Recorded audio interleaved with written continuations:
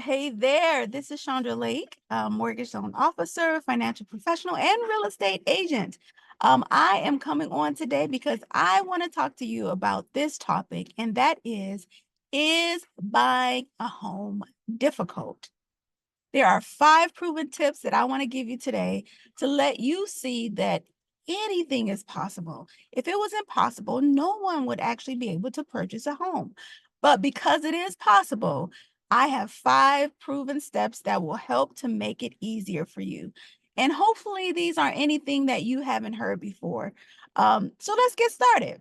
Number 1, boost your credit score.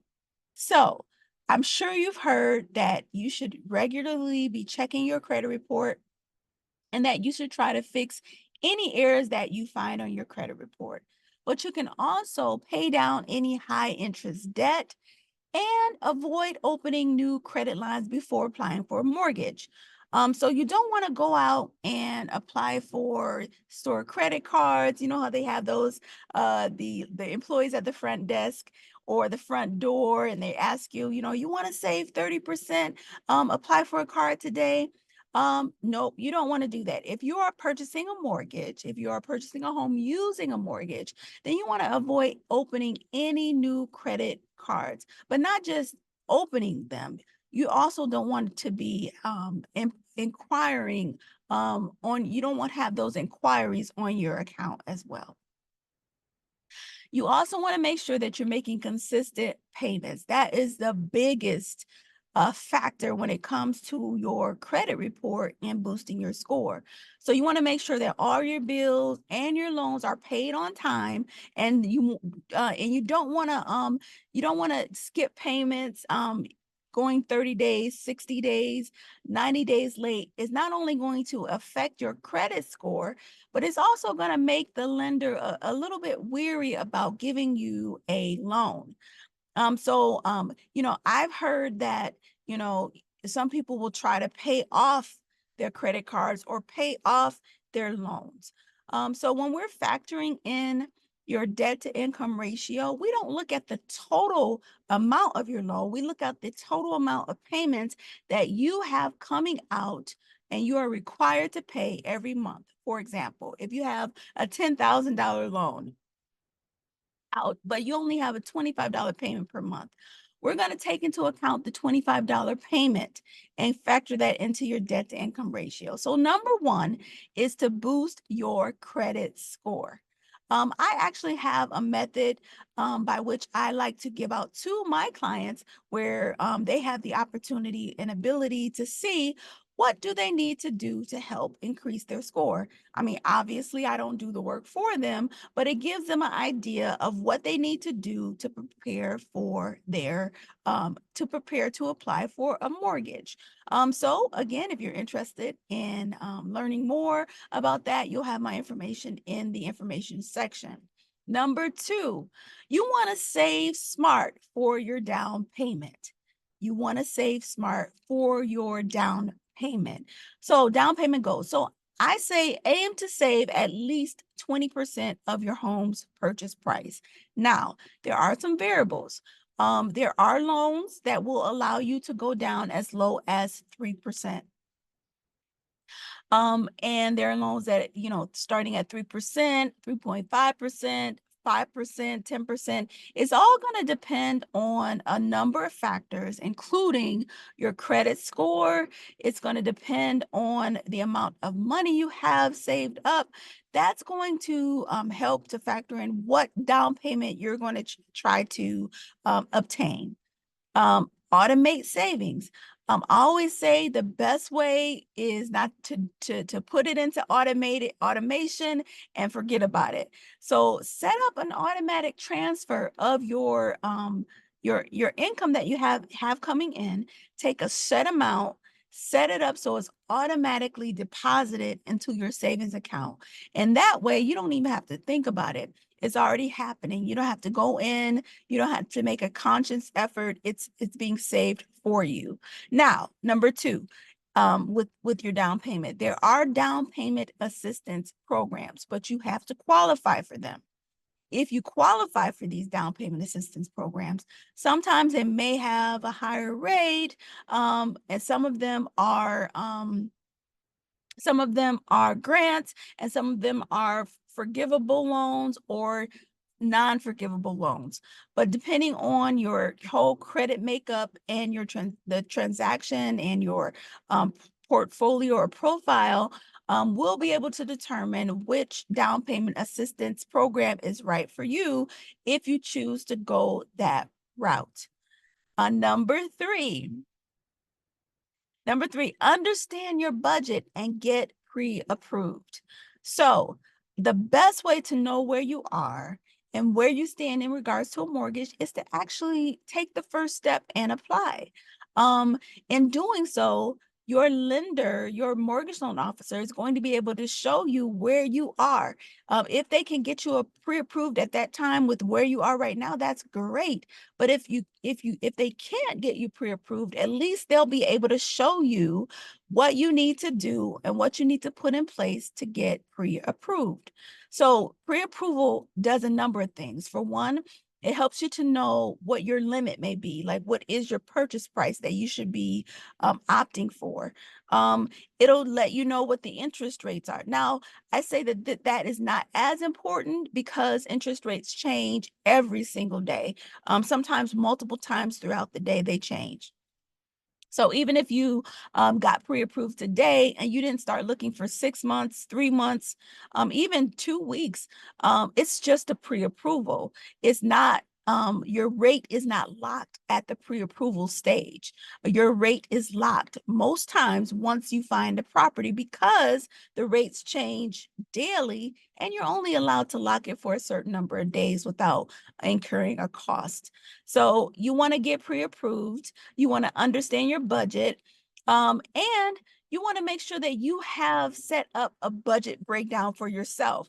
Like in your household, have you set up your monthly budget, monthly income, monthly expenses to determine how much you can comfortably afford for a mortgage? For example, I remember when I got pre-approved, um, I didn't even look at the price they pre-approved me for because I knew what I was comfortable with. I knew that we had childcare expenses. I knew that I had other things that I needed to take care of. And so I opted to go lower than what I was pre-approved for because I had that budget broken down for me in a handy dandy Excel sheet. I love Excel sheets. So you want to have your budget broken down for yourself, and you want to get go through the pre-approval process so you'll know exactly where you are. That's number three. Number four, you want to research the real estate market and location. So where are you trying to go? Like what factors are you looking at when you're ready to purchase your home? Do you have a certain city you want to live in? Do you have children that you want to be in a certain school district? How far away is your employer? What about neighborhood safety? What is important to you? So these are things you want to start thinking about. Obviously, if you are not in the income bracket to move in a certain area, you're going to have to, and you want to go to that area, you're going to have to put some things in place. You're going to have to increase your income or decrease your debt so that you can improve or increase your purchasing power. Okay, so you want to research the real estate market and location of where you are. One way to do that is to connect with your real estate agent that you're looking to work with and have them just give you the statistics in that specific area. I can't talk. In that specific area. They can tell you what the housing prices are in that area. They can tell you how many homes are on the market. They can tell you how long the homes sit on the market. That's important because if you're in a seller's market, the homes are going quick and fast. I mean, you may not, there may be multiple bids in that specific area that you're looking in, and you might get into bidding wars where you might end up paying more than you would normally have to pay if it wasn't a seller's market. If the houses are sitting on the market longer than normal, then you may have a better chance of getting in the house that you want to get into. Okay. And then number five is partner with the skilled real estate agent. I say that, I hear a lot of horror stories, not really horror stories, I won't say that, but I feel like sometimes there's a mismatch between an agent and a client. So know what you're looking for. Know what the personality of the real estate agent that you want to work with. Are you okay with working with someone who is just getting started in the market or starting as a real estate agent? Are you looking for someone who's been in the industry for years and years? What meshes with you? Do they have to be full time? Are you okay with someone who is just working part time? So these are things you want to get you want to work with. Are they knowledgeable? Can they guide you through the home buying process? Um, are they patient? Maybe you're not quick to make decisions and you don't want anyone getting short with you or putting pressure on you when you want to feel comfortable making that decision. A good agent also will negotiate. I got this agent, and I'm telling you, she is amazing.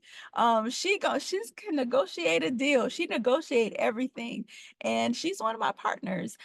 So you want to have someone who, if it's a difficult market, who's able to negotiate the terms that you're looking for in a practical way. And the best way to do that is just to, start meeting people, I say interview, but it's really just to kind of get an idea or feel for what their character, what their style is, because you want to feel comfortable. Because honestly, some people are blessed and they're able to find a house in a week, 2 weeks, but there's other times where you're out on the road, out and about, like for months and months at end.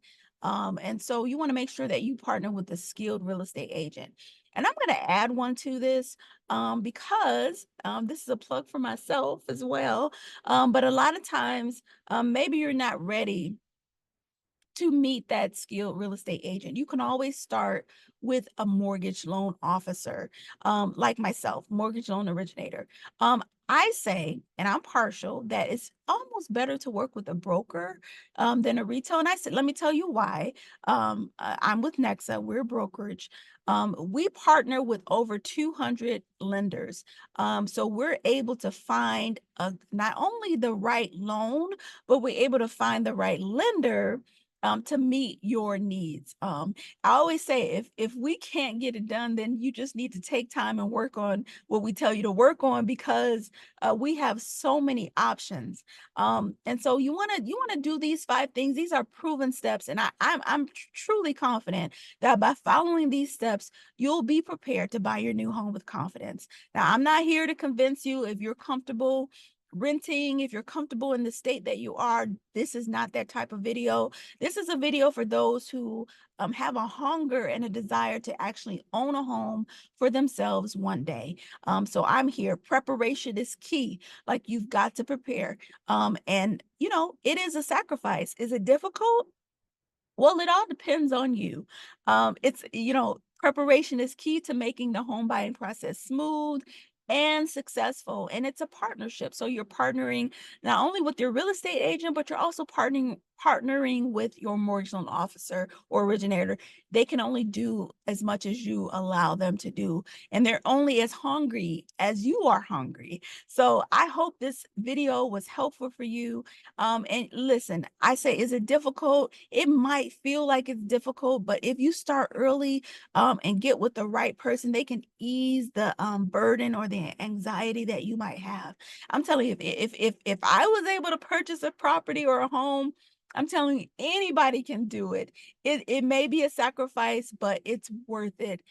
It's worth it. It's worth it. So I hope you have an amazing day. Check out my description box, the information in there if you're interested in reaching out.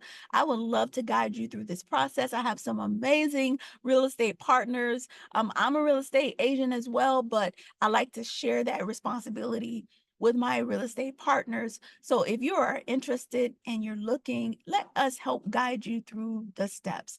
All right. Have an amazing day. And I will look forward to talking to you soon. All right. Talk to you.